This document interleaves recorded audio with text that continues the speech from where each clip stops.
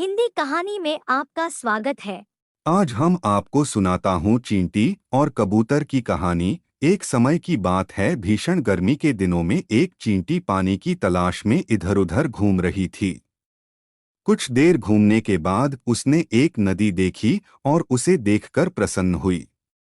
वह पानी पीने के लिए एक छोटी सी चट्टान पर चढ़ गई, लेकिन वह फिसलकर नदी में गिर गई। वह जब डूब रही थी तब उसे एक कबूतर ने देख लिया। वह कबूतर जो कि पास के एक पेड़ पर बैठा हुआ था, उसने उसकी मदद की। चींटी को संकट में देखकर कबूतर ने झट से एक पत्ता पानी में गिरा दिया। चींटी पत्ती की ओर बढ़ी और उस पर चढ़ गई। फिर कबूतर ने ध्यान से पत्ते को बाहर निकाला और जमीन पर रख दिया। इस तरह चींटी की जान बच गई और वह हमेशा कबूतर की ऋणी रही। इस घटना के बाद चींटी और कबूतर सबसे अच्छे दोस्त बन गए और उनके दिन खुशी से बीते।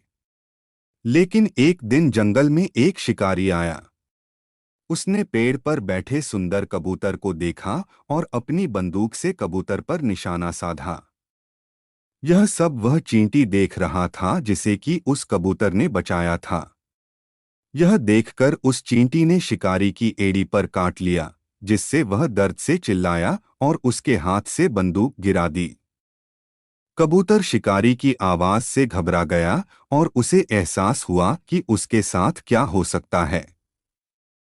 वह अपनी जान बचाने के लिए वहां से उड़ गया।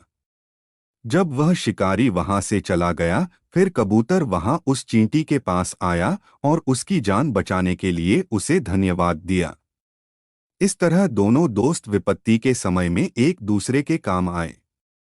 इस कहानी से हमें ये सीख मिलती है कि एक अच्छा काम कभी बेकार नहीं जाता, समय आने पर वो अवश्य फल देता है।